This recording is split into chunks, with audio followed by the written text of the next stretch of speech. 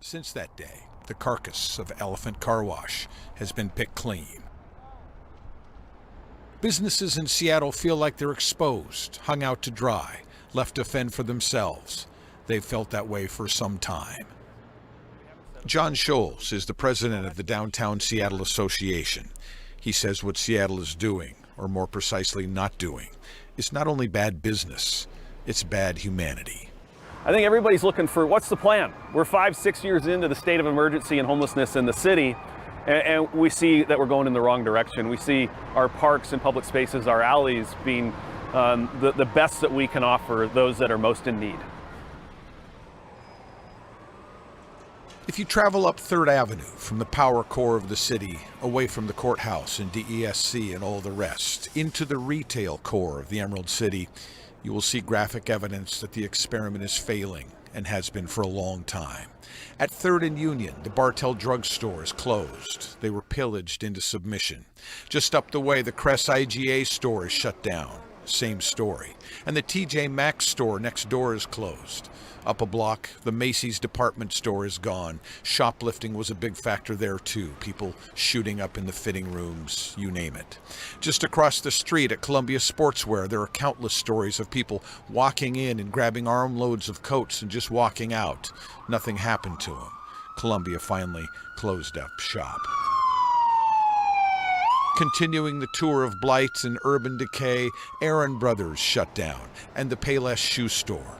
Bergman Luggage finally had enough of the burglaries, tents, and looting. They quit, and on and on. Xanadu Comics, Bed Bath & Beyond. According to the Downtown Seattle Association, at least 140 stores have permanently closed this year in Seattle. And to be sure, lately, COVID has played a big role. But if you ask around, you'll find that there's much, much more to it than just that. If you're wondering what it is that's keeping customers away from downtown Seattle, even before the pandemic, then you haven't been paying very close attention. There is a rawness now to our city. Most of the homeless in Seattle and in the state of Washington don't live in tents on the side of the interstate. They don't camp in Denny Park. Most people struggling with homelessness do not commit crimes. The majority who are down on their luck seek shelter, seek services. They fight to get employment and to get back on their feet. It's not a crime to be homeless, nor should it be. But the subset of the visible homeless, the tents that fill up our parks and which have been allowed to remain in neighborhoods and on playfields, the clapped-out RVs, they are something different. Because the majority of crime in our city is committed by people suffering with addiction. And yes, that subset is often homeless. Do you remember this woman? Do you remember what she said about her experience on the streets? I would say 100% of the people that I have met out here are in some level of addiction. 100%. Yeah. Every single person. Every single person I've met out here.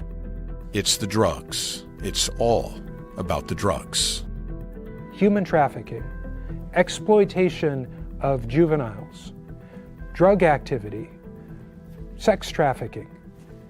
That needs to be disrupted. We need to say no. That's not safe for anyone. Scott Lindsay started the navigation team in 2017. It was his brainchild, coupling cops with social workers to engage with the most extreme homeless camps. The city council has done away with the navigation team. It's gone. Only social workers will visit the camps now. But if you say police can't do anything, you are, in effect, giving the green light to continue to operate in those facilities in the exact same way. And I want to be on camera saying this.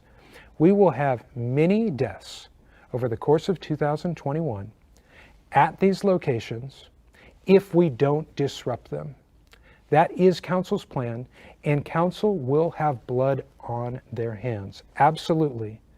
People are going to die. They're going to be shot. They're going to be stabbed. They're going to be raped in these locations, people trying to live in these locations because council refuses to let the city protect the public interests and protect the interests of those living there by saying, no, you can't do that. Stop. This is not safe. It's not healthy. We need to be able to draw a line somewhere.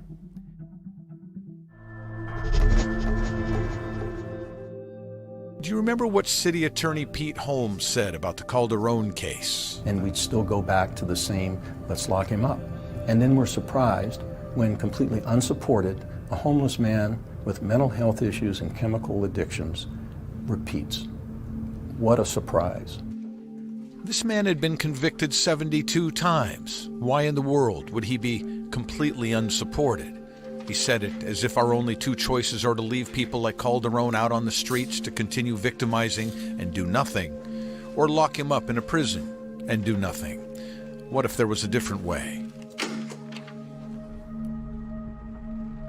I've said it before, I'll say it again. What if there was a place? What if there was a place that was specifically built for the disease of drug addiction? Not a prison. We have to get that out of our heads. Not a punitive place, but a rehabilitative place. Not a political place, no us against them. There's no time for that. People are dying, and lives and cities are being ruined. It would be a place where broken people have a fighting chance at life, a place of healing. Imagine with me a place called Hope Haven. One part of it, the first part you enter when you are strung out and addicted, and it would be high security. It would have to be. When withdrawal is happening, you couldn't just walk away. But that part, the high security part, where we would get people off drugs and get their heads cleared, would only be the beginning. From there, a person would graduate to the other wing, a minimum security place where there would be hundreds of beds. And in that wing, there would be mental health experts and addiction experts and individual counselors. There would be medication-assisted treatment, the kind that is working in Rhode Island. There would be any and every tool we know that works against heroin and meth and the rest. And classes. There would be classes daily about dealing with addiction and life and having purpose. They would eat well and get healthy in natural surroundings. There would be job training that would be linked up with job opportunities on the outside. Businesses that want to help. And yes, it would be expensive. Very expensive. But you look at that, and it's daunting because you think, what would that cost? Oh my gosh, what would that cost? What's it costing us now?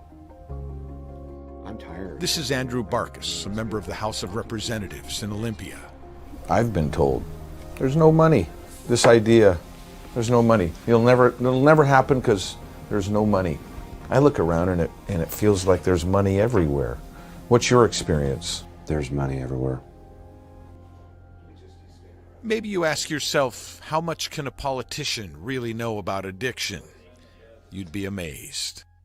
I suffer, and I worry, and I spend nights awake wondering, where is my son? You see, Mr. Speaker, heroin has my son. Representative Barkus gave that speech in front of the House of Representatives. He was talking about this man, his son, 26-year-old Cameron Barkus. Normal family, baseball, Boy Scouts.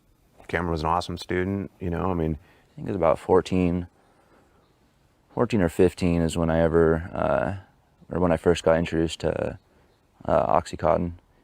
And that's kind of what really started everything for me. One thing led to another. Before long, he was shooting up heroin. There's no escaping it once you try it, with all the stuff that I've done, that is the one that it really shortly after becomes not a fun thing, and it's something you cannot live without.